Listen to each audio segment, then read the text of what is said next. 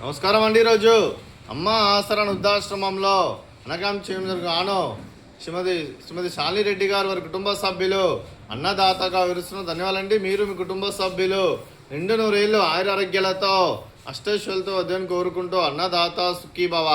అలాగే ఈరోజు సందర్భం ఏంటంటే మానవ సేవ ఆశ లక్ష్యంగా 65 మంది నిరాశ్రయులకు ఆకలి తీర్చడానికి ఈరోజు శ్రీమతి శాలిరెడ్డి అమ్మగారిచే సాయిబాబా ఆశీస్సులతో నెలవారి దాతగా ఇక్కడ ఉన్న 65 మంది ఆశ్రమ వాసులకు అనకాం చేయడం జరుగుతుంది.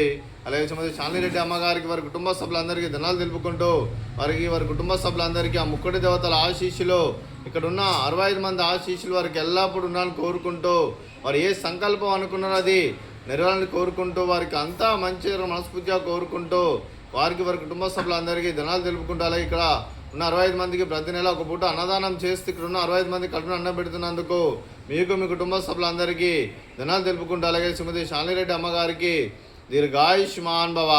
మీరు మీ కుటుంబ సభ్యులు నిండు నూరేళ్ళు ఆయురారోగ్యాలతో అష్టైశ్వర్యాలతో వద్దని కోరుకుంటూ అలాగే సంవత్సరం తలపెట్టిన అన్ని పనులు విజయం లభించి ఆధ్యాత్మికంగా వ్యక్తిగతంగా ఉన్నత శిఖరాలు అధిరించే శక్తి భగవంతుడు మీకు ప్రసాదించాలని కోరుకుంటూ అలాగే మీకు ఎన్నటి తర ఆయురారోగ్యాలు అష్టైశ్వర్యాలు సుఖశాంతులను ప్రసంచమని దేవుని వేడుతూ దీర్ఘాయుష్మాన్ భవ.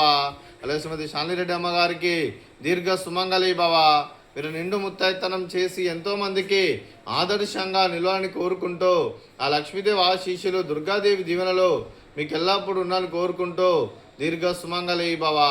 అలాగే ఆశ్రమానికి పెద్ద దిక్కురుస్తున్న తండ్రి లాంటి పెంటేశ్వర కుమారి ఉప్షలమ్మ గారికి పాదాభివందనం చేస్తే ఇక్కడ 365 రోజులు నిత్య అన్నదానం జరగని కాన్సెప్ట్తో ముందుకు వచ్చి తను చేస్తున్న 100 మంది 1000 మందితో చేపిస్తున్న పెంటేశ్వర కుమారి ఉప్షలమ్మ గారి వారి కుటుంబ సభ్యులందరూ ఎల్లప్పుడూ నిండు నూరేళ్ళు ఆయురారోగ్యాలతో అష్టైశ్వర్యాలతో వద్దని కోరుకుంటూ వారి కుటుంబ సభ్యులందరికీ ధన్యవాదాలండి.